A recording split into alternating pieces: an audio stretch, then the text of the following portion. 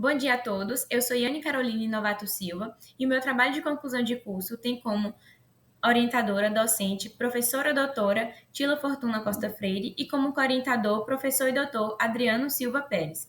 Este trabalho tem como tema o uso tópico de clorexidina em pacientes com mucosite oral. Inicialmente, é válido mencionar que o câncer de cabeça e pescoço ele é definido como todas as neoplasias malignas que são localizadas nas vias aerodigestivas superiores. Este tipo de câncer ele está entre os 10 mais frequentes tipos de câncer que existem no mundo, tendo o maior subgrupo referido como câncer oral e acaba representando aproximadamente 30 a 40%. Em seguida, tem os tumores tanto em laringe quanto em tireoide, representando 25%. Sendo assim, existem algumas modalidades terapêuticas para erradicar esse câncer de cabeça e pescoço. Dentre elas existem a cirurgia, a quimioterapia e a radioterapia. Neste trabalho, vamos dar ênfase tanto na radioterapia como também na quimioterapia, que tem o papel de erradicar células cancerígenas e controlar o crescimento do tumor com inibição das metástases. Porém, essas duas modalidades, no momento do tratamento, não só as células cancerígenas que acabam sendo acometidas, as células saudáveis também.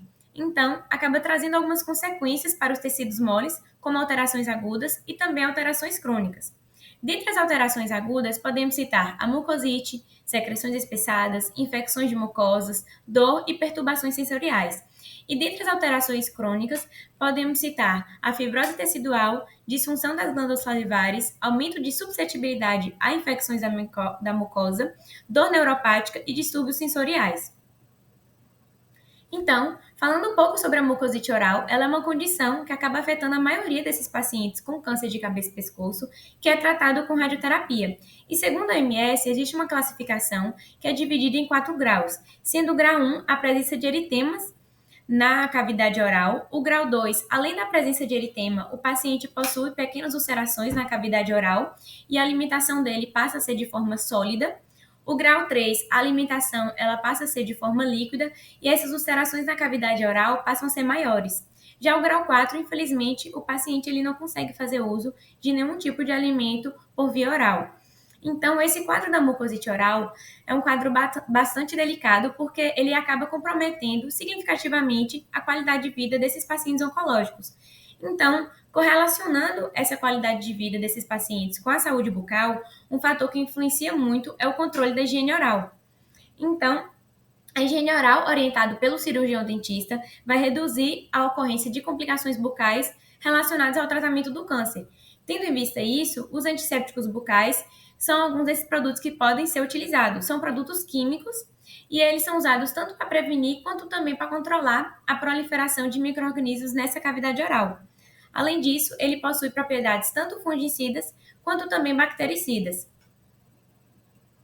Então, o objetivo desse trabalho é esclarecer, através de uma revisão de literatura, as possibilidades de uso do digluconato de clorexidina em pacientes em tratamento antineoplásico.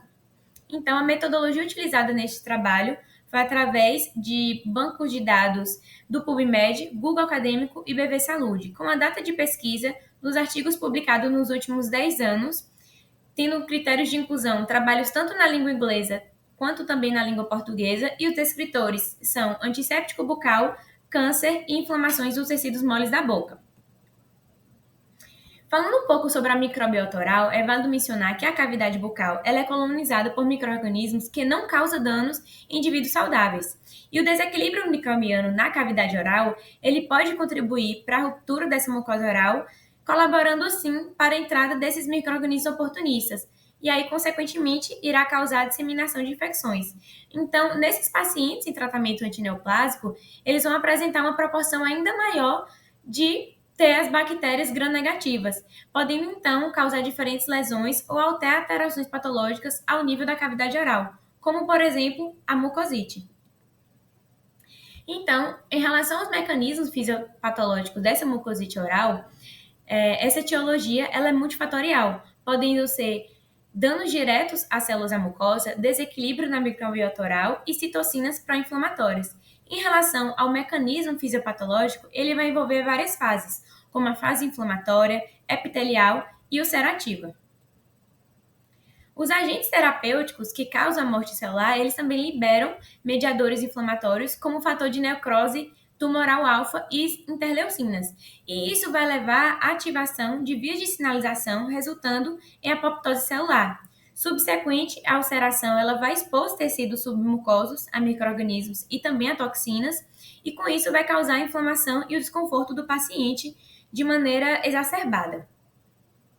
Então, é importante ter uma manutenção da saúde bucal para, assim, reduzir os focos infecciosos e uma criteriosa higiene oral para minimizar a gravidade dessa mucosite. Em um estudo realizado por Kashiwazaki H. et al., o efeito ele foi investigado para avaliar a higiene oral profissional na prevenção de mucosite oral em pacientes pré e pós-transplante de medula óssea que receberam um curso de radioterapia de alta dose.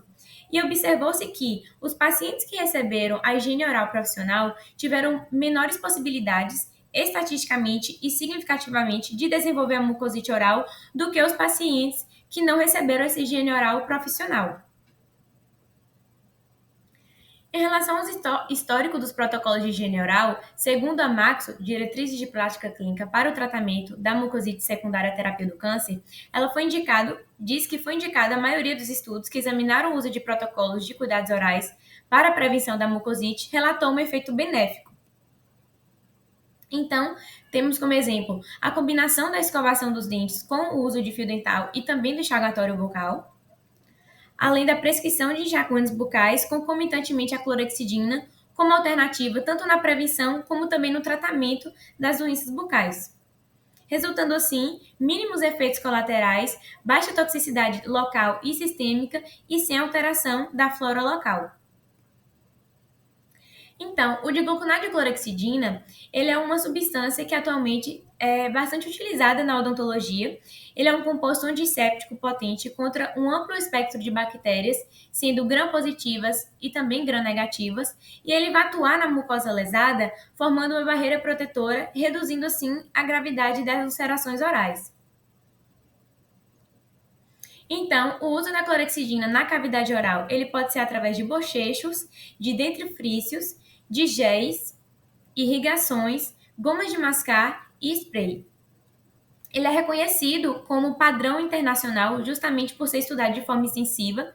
As soluções utilizadas é de 0,12% a 0,2%, utilizada após as refeições, e esse bochecho ele deve durar 1 minuto, 2 vezes ao dia com 10 ml.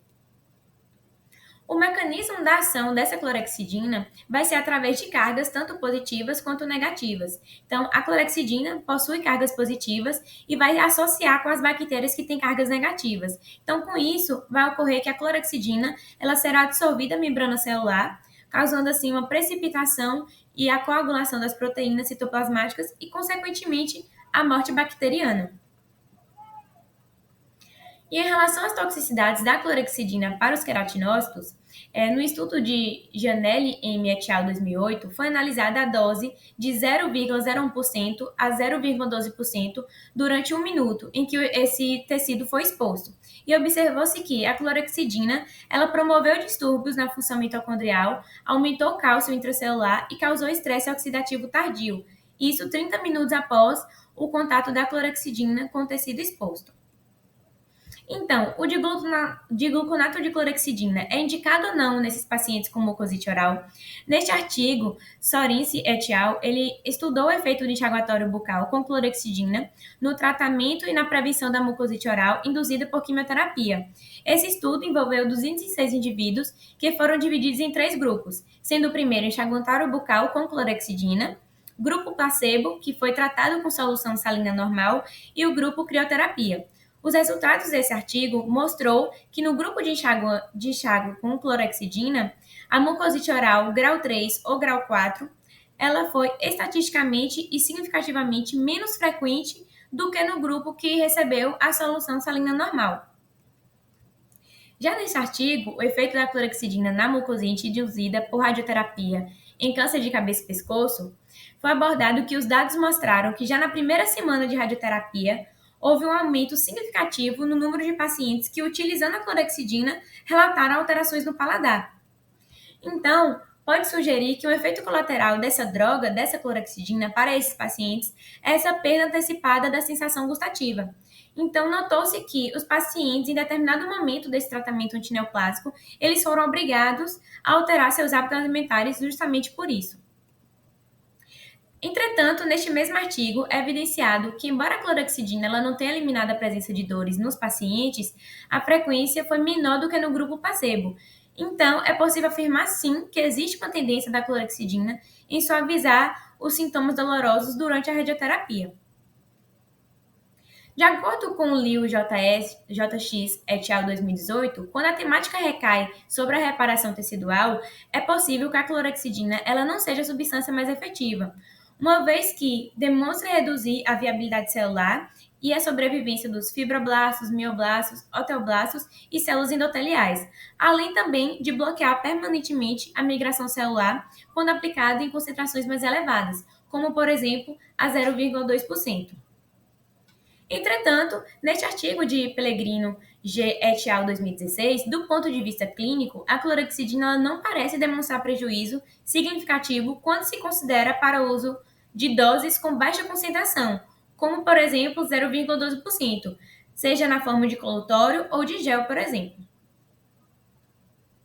E já neste artigo, o grupo Maxon ele não emitiu nenhuma diretriz clínica em 2014 relacionada ao uso da clorexidina em pacientes recebendo quimioterapia ou transplantes de célula-tronco hematopoéticas. Isso devido às evidências insuficientes ou conflitantes. Mas os resultados agrupados da segunda meta-análise mostraram que a clorexidina ela não reduz significativamente a gravidade da mucosite em pacientes adultos com câncer recebendo tanto a radioterapia como também a quimioterapia.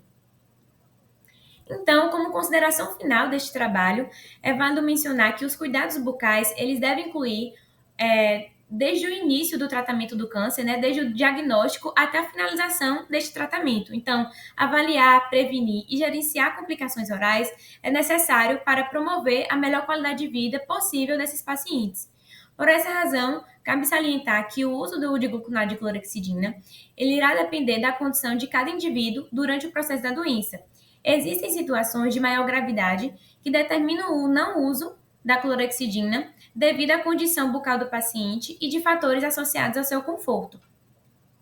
Assim, ressalta-se que o tratamento da mucosite deve ser conservadora para evitar uma acentuação de irritações teciduais e prejuízos às células remanescentes do epitélio, acompanhado de um controle de placa bacteriana e manutenção da higiene oral. Então, essas foram as referências que foram utilizadas para esse trabalho. Muito obrigada pela atenção.